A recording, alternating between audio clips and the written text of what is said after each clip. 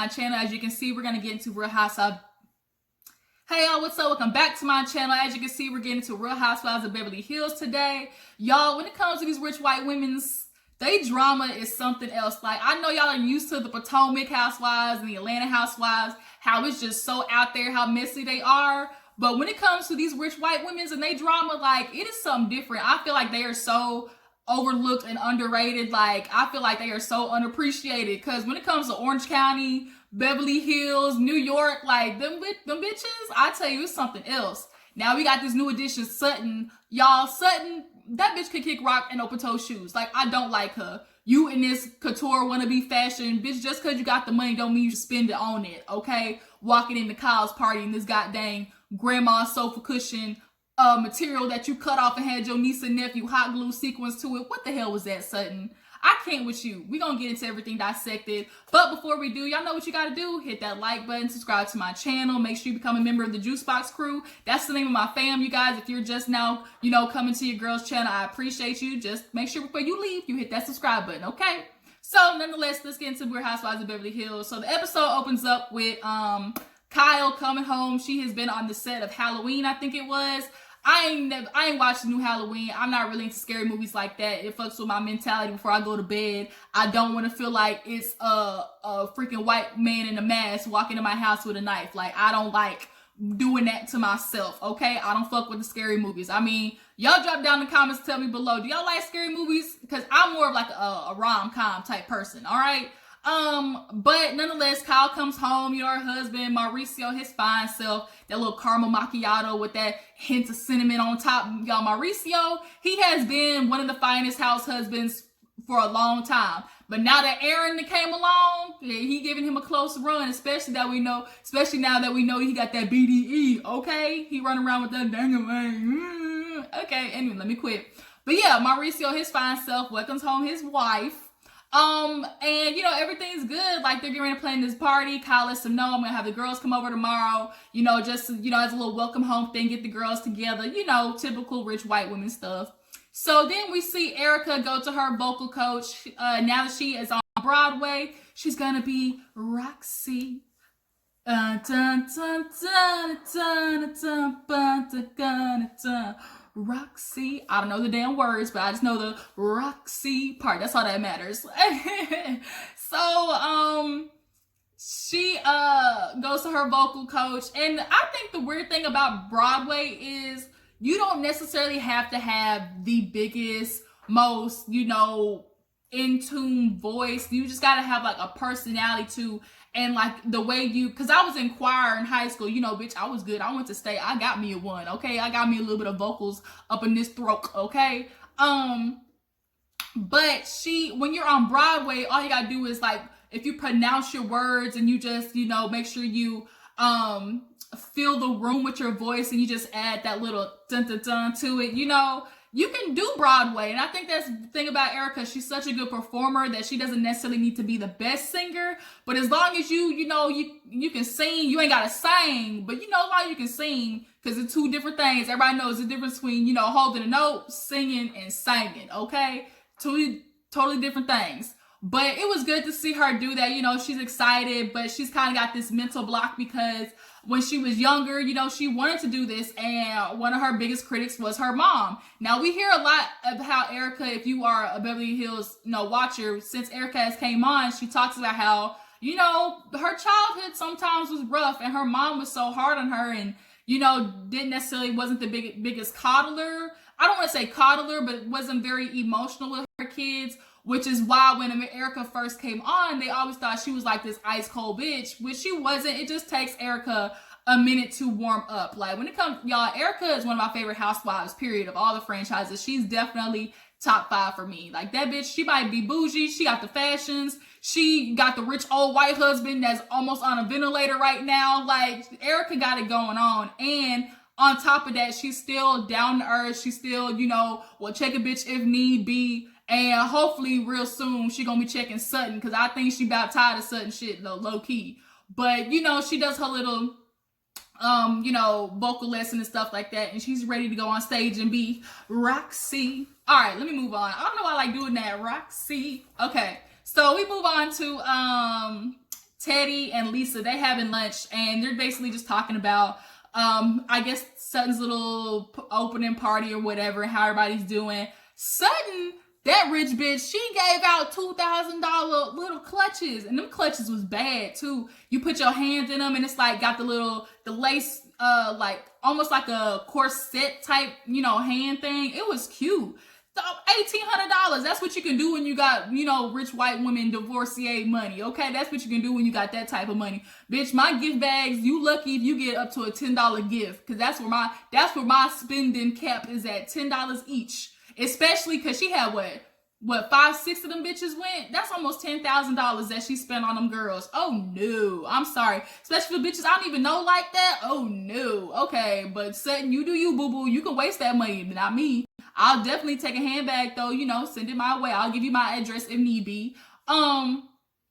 But, as they're sitting down talking, they're talking about Teddy's, retreat thing. She's happy to be finally doing her first one. She's ready to let people in her lives, show people that, what she does, all that type of stuff like that. And in the middle of the conversation, here comes Sutton, and, she gets into the fact that she felt Teddy was kind of weird, saying, well, like, you don't gotta come, like, it doesn't matter to me. And Sutton, for one time, I agree with her, was like, well, dang, like, if you're gonna invite me, I want you to want me to be there. Don't just, like, be flippant about it and be like, well, you don't gotta come if you don't want to. I don't care if you come or not. Like, that's not really an invitation. Like, I feel like there was this tweet I think I saw one time. It was like, it should never be, oh, you can come if you want to. It needs to be, I want you to be there. Like, it's two totally different things. If somebody says, oh, you can come if you want to, it's kind of like, just like a little bypass comment. But it's different from somebody being like, yeah, I want you to come be there at this time. You see, you had like this two different tones in that. Because usually the first one, it's just kind of like you just saying it, hoping that they ass don't show up. And that's kind of how it came across to Sutton, which it would to me. And Lisa was just sitting her little blow up lips, was just watching them go back and forth, having this awkward moment. Because Teddy's like, I don't really care. And it's like, yeah, you can come, but if you not. And she's like, well, I'm kind of offended. And so Teddy's like, oh, you offended? And so now, it's like awkward between them two. And Sutton's just like, oh, I'll write a note and tell you to come or not, like that. She was joking, but Teddy's just kind of looking at her like, okay. And she's like, well, what times are people supposed to, are everybody going or something like that? Lisa was saying behind the scenes that she was actually happy that she didn't have to go. And now here it is, this awkward moment. But Teddy, you got to sit there and admit to yourself, as much as you are an accountability coach. It's so funny how people who do the counseling and the doctoring can doctor everybody else's lives, but can't look in the mirror and check their own selves. Like Teddy, you need to check yourself when it comes to the situation. It was such a defense mechanism and passive aggressive AF. The fact that you want to send out this piss ass invitation. Oh, I want you to come, but don't worry, like, you don't have to come if you don't want to. And it was basically a defense mechanism. Teddy deep down has this fear of rejection. She has this fear of not fitting in. So it's a lot easier for her to protect her emotions, to be like, don't come, versus to have this, this idea that the women are coming and then they don't show up, because then that's gonna hurt her feelings. So she wanted to put it out there basically to protect her feelings. That's all it was. She wanted to protect her heart.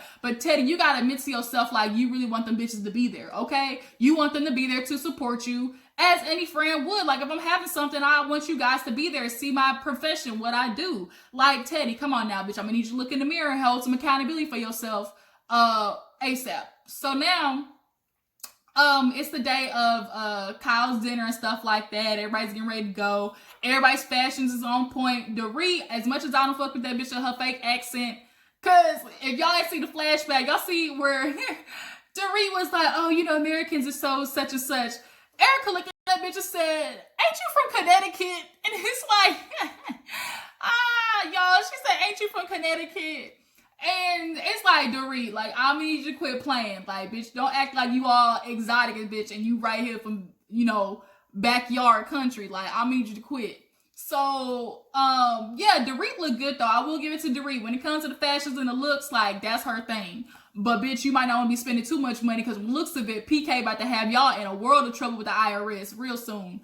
But she looked good, and she paired it with the clutch that Sutton got her. And who else? Lisa Rinna went with Erica. they was on the way in the car getting a little drunk because Erica's like, bitch, I ain't showing up to this thing sober.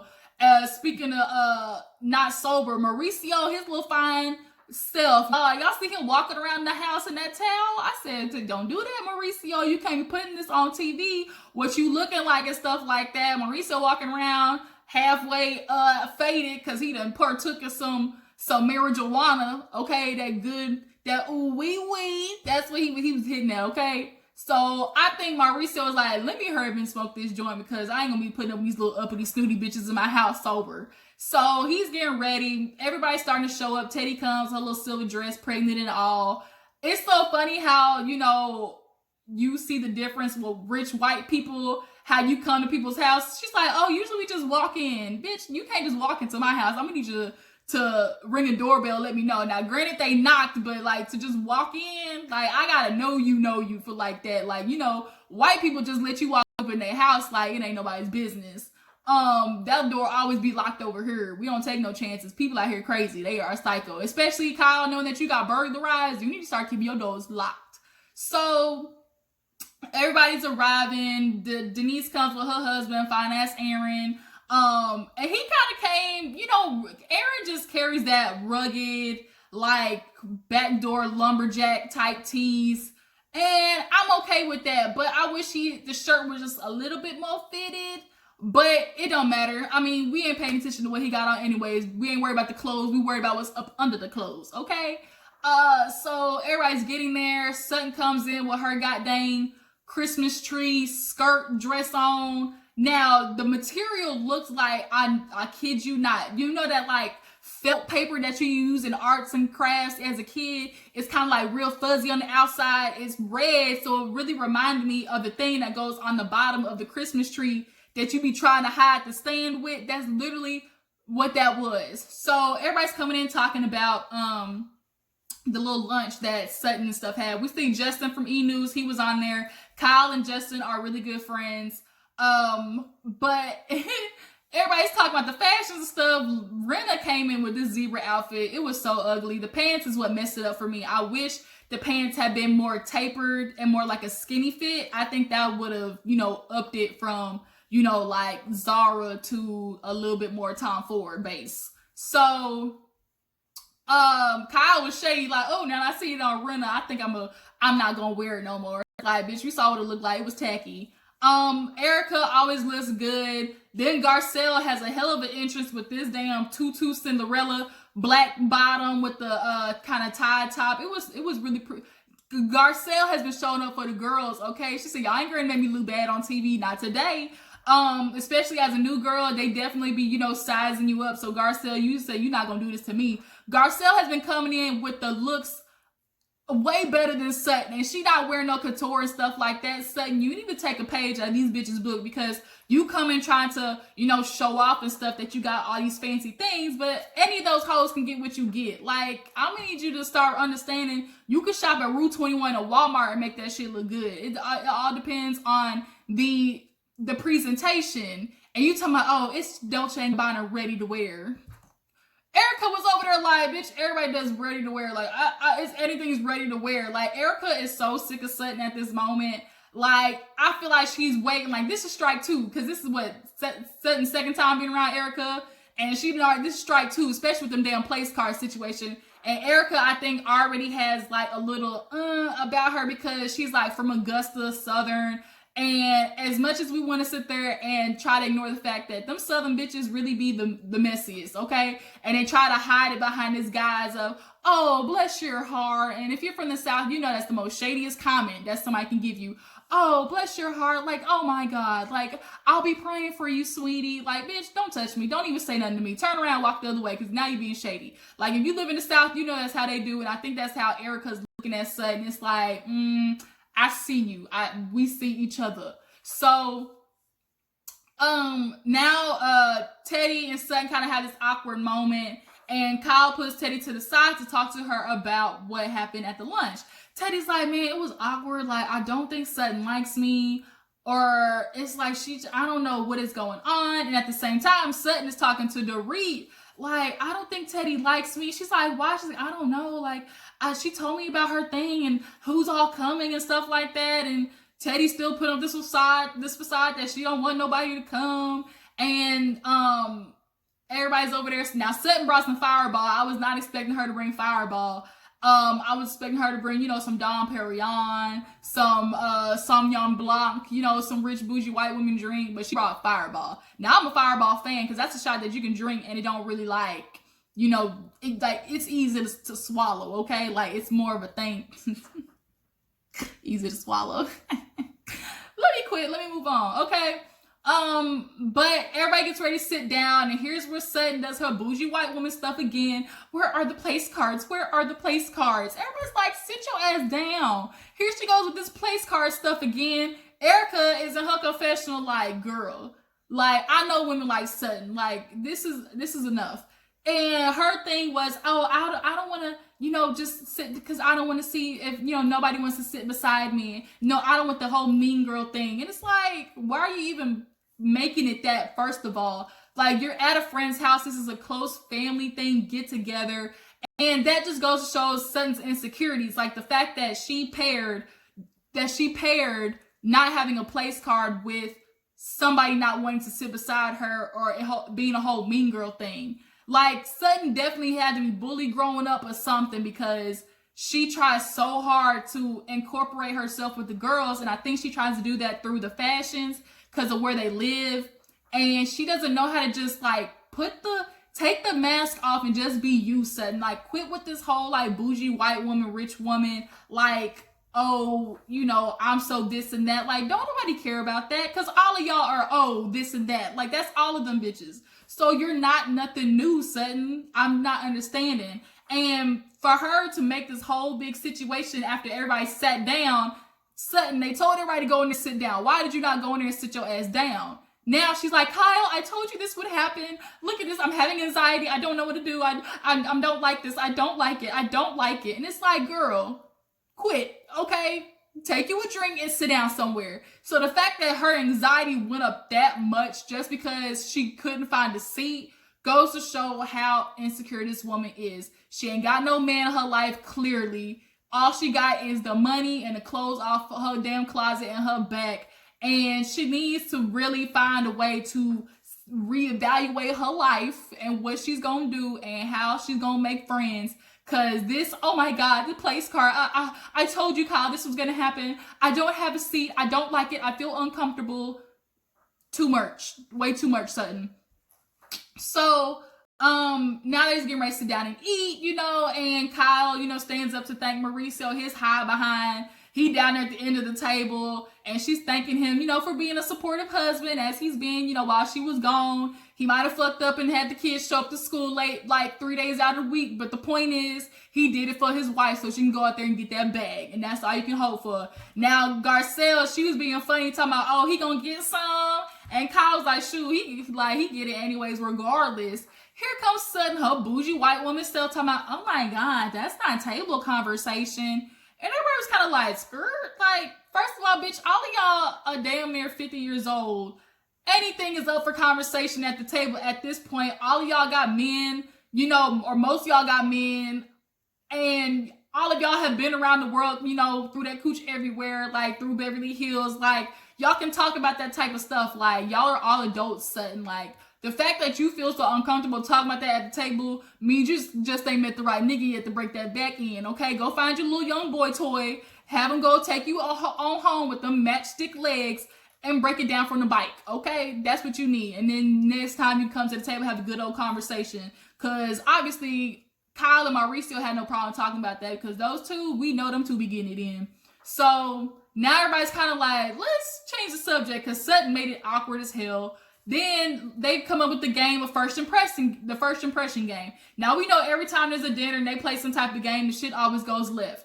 So everybody's doing the first impression and they're doing such the Beverly Hills thing, like coating everything in sugar, like wrapping it up in a pretty bow. Oh my God, you were so this and that. You're so wonderful. You go for the fashions. You look so good, Garcelle.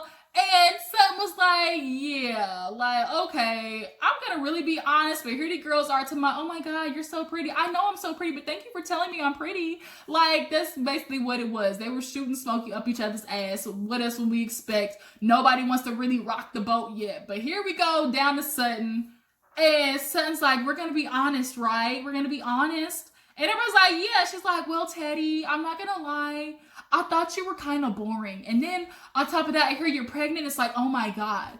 Now, the way she said it was, like, I get what you were saying, like, by saying she was pregnant, like, oh my God, basically, which was, we're not going to really be able to have fun with her. She's pregnant. Like, we're not going to really be able to do too much. I get that part.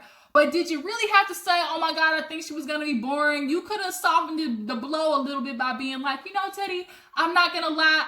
I didn't think we were going to jail from the beginning. Or you could have been like, oh, you know, Teddy, I don't really run with people like you in my crowd, so I was scared that we weren't gonna, be able to be close friends, something like that. You didn't have to be out blatantly like, well, bitch, I thought you was boring. Now, Dorit in her confessional, like, well, Teddy, like, you can't be shocked, like, you act like you ain't ever heard this stuff before. So, I'm like, Dorit being messy. Dorit and Teddy kind of really don't get along. If you haven't watched Beverly Hills, like, they don't really gel.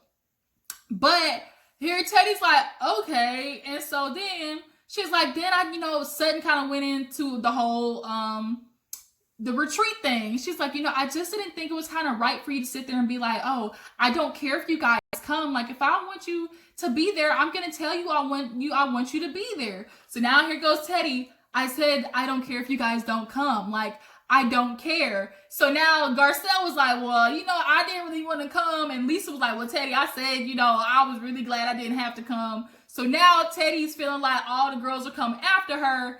And it's like she starts crying. Everybody's like, oh shit, we done messed up Teddy's emotions. Plus she's pregnant, hormonal. She gets up crying like, oh my God, like I'm trying not to be, over, what did she say? I'm trying to be chill, but I'm trying to be chill, but you guys won't let me be chill. Teddy and chill do not go in the same word. That bitch is so uptight, okay? She has the biggest fear, I think, of rejection. And I know it has a lot to do with her upbringing. She said, she tried to go into the industry. They told her she was too big, which is why she lost all this weight, made up this imaginary job of an accountability coach. And, I think Teddy, as much as you can change your appearance, like it's that inside. Like if you don't fix the inside, ain't none of it, it all don't mean nothing. So now her husband's consoling her. Everybody's like, well, damn, we done messed with Teddy. She crying and stuff like that. Son's like, well, damn, I wasn't trying to be mean. I was just telling the truth. So now Teddy comes back to the table and everybody's like, well, let's not do that. Let's talk about the men's. So now the men, Mauricio, he over there stealing Denise's salmon because he high and needs something to eat. Now, Denise, you gonna come in here with these rich white people food. Like, I'm gonna need you to eat something. So now they get to Aaron. Aaron, y'all, it's just when you think he's the full package. Just when you think it is. Here go Aaron talking some crazy shit. I don't know if he was out of there too. Like, he wasn't making no sense. Talking about people all got cancer. Whatever they tell you, don't listen to. Everybody's kind of like, huh? Like, Aaron, be quiet. What you need to do if you want to get somebody's attention, be quiet. Put your thing on the table. How about you stand and just throw your dick on the table? How about you do that? That'll be a real good party conversation. Okay, we can really talk about that. Was that too much? Oh my God, I'm doing too much. But yeah, so Aaron, like, it's just such a problem. Like, the good thing is you ain't got to talk when you be having sex, okay? All you got to do is be there for Denise or her hernia. Kyle earlier in the when they first came to the dinner made me laugh because she's like, how'd you have so many hernias? She's like, all that sex you were having. Bitch, yeah, probably instead of one hernia, the bitch had 4. Like, he fucking up her stomach. That's basically what that is. Denise, you might want to take a rest, okay? Because next time he might puncture your intestines. Okay? But then Denise is over there like, oh, we got people following us already. Justin brings up Big Pharma because he does this alternative medicine. Now, I've heard of this stuff before. Big Pharma, they don't like when there's alternative, ways to help folks. They don't like that, okay? So they will come after you. But I think it was a little bit much to sit there and be like, you got like the Pentagon follow you or something. So now everybody's getting up, ready to go. Some of the ladies stay behind, drink Fireball, get drunk. So it's the next day, and everybody's Kyle goes over to see Sutton while Erica goes over to see Teddy, having a conversation about how the whole dinner went. Now, so now Sutton wants to play like, oh my God, I felt ganged up on at the dinner. And it's like, bitch, how did you feel ganged up on? Like, Teddy and Sutton low-key might be the same person, just in different classes of Beverly Hills. They both have this fear of rejection, not fitting in. Like, it's so obvious, and I kind of feel bad for both of them bitches, but not at the same time, especially Sutton, her and these damn flamingo legs that she got. Like, how you built like a bowling ball on 2 popsicle sticks? I don't understand. But Kyle is like, yeah, like, you know, I can respect your honesty. Yeah, it might have been much, but I would rather you much be honest. And I get that, which is so funny because earlier in the episode, Teddy says she doesn't like shit being wrapped up in a pretty bow. Speak it real, be honest, you know, be true. That's what Sutton did, and bitch, she had you crying. So Teddy, you might want to rethink, you know, your thoughts on that. So now Teddy's over there talking to Erica, and Erica's like, well, do you want Sutton to go? And Teddy told Sutton at the dinner, like, well, you, matter of fact, make it easy, you don't have to come. So now Erica's like, we're confused. Like, do you want her to come? Do you not want her to come? And here go Teddy once again. I really don't care if they don't come. Like, I want it to be about what I'm doing. I want it to be about my job and everything. It's like, this is why I didn't want them to come in the first place. So now Sutton's back at her place telling Kyle, like, do I even want to go? I'm not going to go. She told me not to come.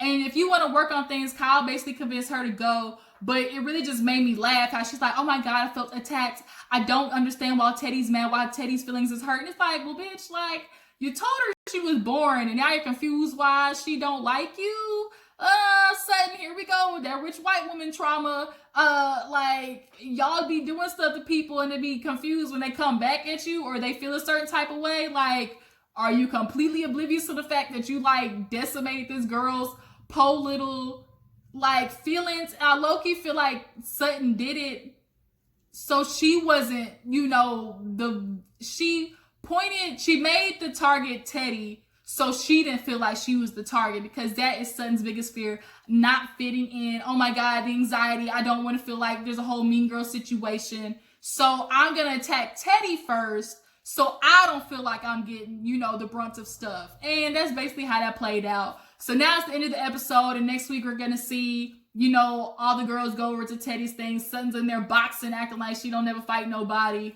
And that was the episode, you guys. So tell me what you thought about it. Do y'all feel like Sutton was doing too much by being honest at the table? As far as Kyle and Garcelle goes, I heard there was a little beef between them. Somebody drop down in the comments and tell me what happened between them. But what I'm ready for is the time that Erica start getting into Sutton. I'm waiting on this, you guys. But I appreciate y'all for tuning in. Don't forget to like this video, subscribe to my channel. I'll catch y'all later. Deuces.